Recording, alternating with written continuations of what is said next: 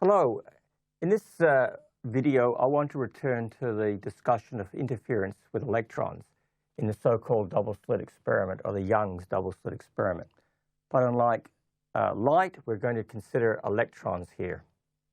They're set up as indicated in the last video. We have a source of electrons impinging on two slits, and we have a detector at some distant screen. The distance between the slits is d, and we can consider an electron that emanates from the source, goes through slit 1, and makes its way over to the detector d. And we'll describe this by a complex wave function psi1. Likewise, we'll have the electron coming through slit 2 and making its way to the detector d, and we'll call this psi2. Now, what happens is we have a coherent beam of electrons described by a wave function that's coherently split into two parts by these slits. And it's going to be the interference between the respective wave functions that give rise to maxima and minima. And that's what I want to explore in this video. As always, we're going to assume that the distance between the slits and the screen is much larger than the distance between the slits d. This just makes the geometry a little easier to deal with. Now, how do we proceed? Well, we know that in quantum mechanics, we measure probabilities. So the probability density is what we want to calculate. And in one dimension, this is the probability per unit length. So the probability density, which is given by the Greek letter rho, is in fact equal to the square of the magnitude of the sum of the two wave functions. So to say that again, I will add the two wave functions. These are complex numbers. I will take the magnitude of it and square them, and that will give me the probability density. Where this is large, there's going to be a large probability of detecting electrons. Where this is 0, there'll be a 0 probability of detecting electrons. So as I move the detector up and down, I'll see a series of maxima and minima corresponding to a large number of electrons, or fewer electrons, or indeed 0 electrons. A large number means a high probability that the electron will be detected at that point. A 0 number of electrons means there's a 0 probability that the electron will be detected at that point. I could actually also write this as psi1 plus psi2, and I can take the complex conjugate of this and multiply by psi1 plus psi2. In other words, these are actually equivalent. What you'll see is when you cross-multiply, you'll get a term like psi1, complex conjugate psi1. You'll also get a term psi2, complex conjugate psi2.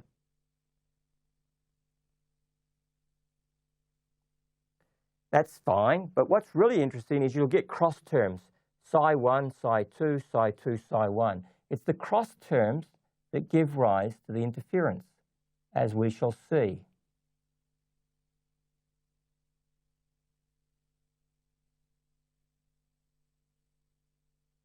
So these are the interference terms here.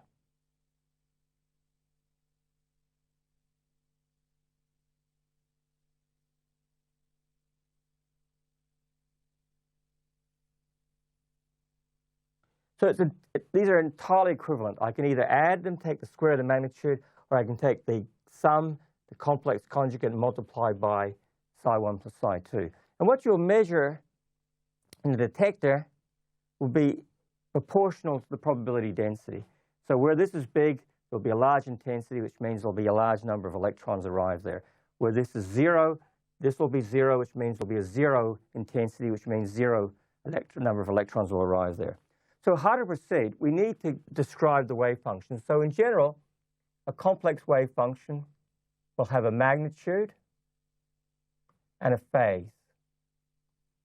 So this is the magnitude of the wave function describing the electron going through slit 1 and arriving at the detector. And this is the phase associated with the electron as it arrives at the detector. Now, this Euler notation, or this complex number notation, has been discussed in the workshops. If you're unfamiliar with complex numbers, I strongly advise you to look at the Guide to Complex Numbers, which I've posted on Moodle. Likewise, I can describe the wave function for the electron having passed through slit 2 and arrived in the detector D as psi 2 e to the I theta 2. Now, I can make life a little easier if I assume that the electrons are coherently split equally. In other words, the beam is coherently divided equally. So I could say that the amplitude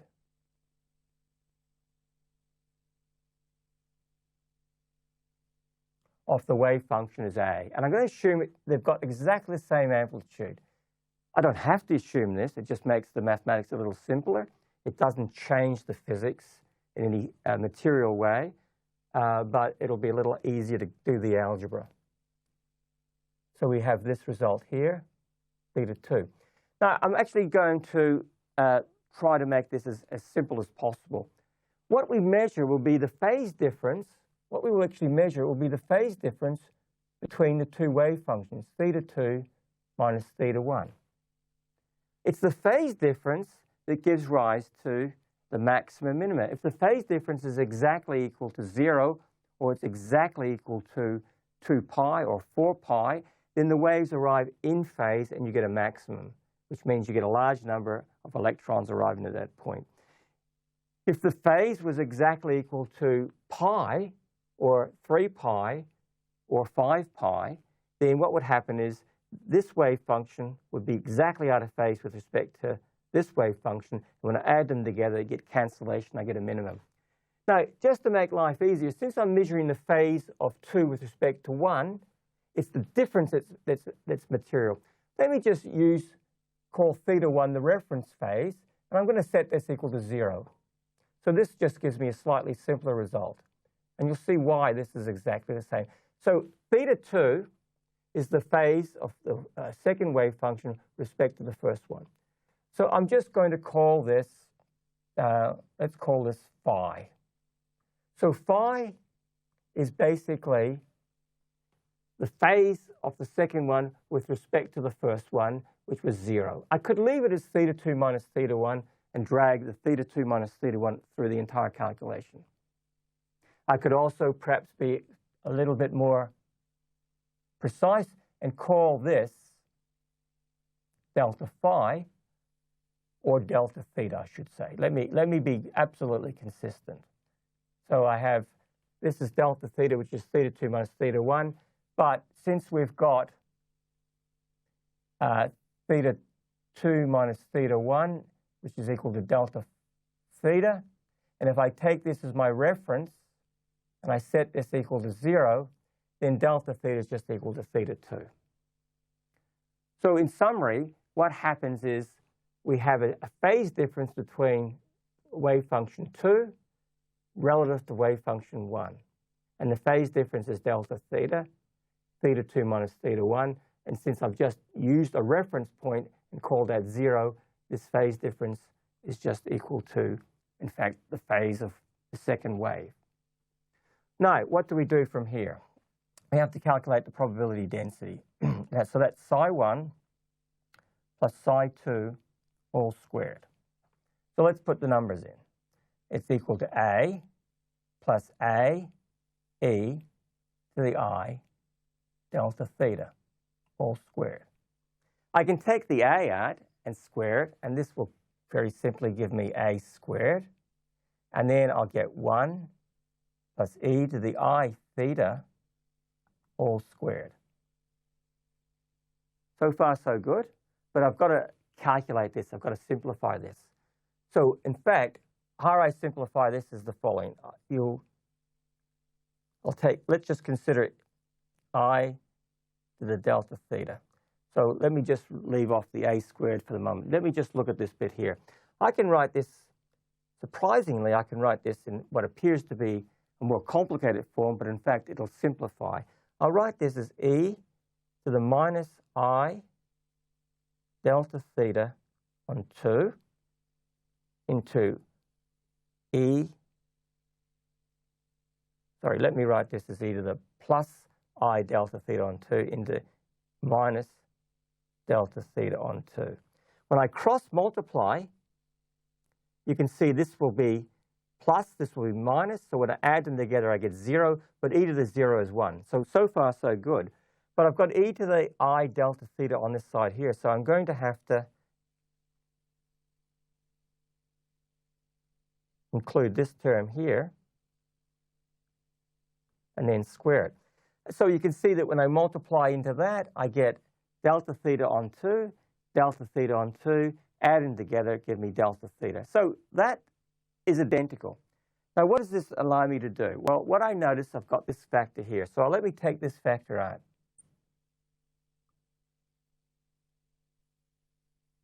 Remember, I've got to square it.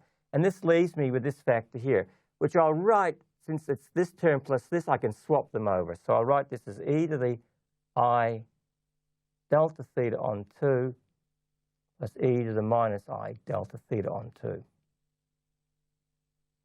I need to square it. Now, the good news is that e to the I anything is equal to 1. So that's just equal to 1. And this term here is none other than 2 cosine delta theta on 2.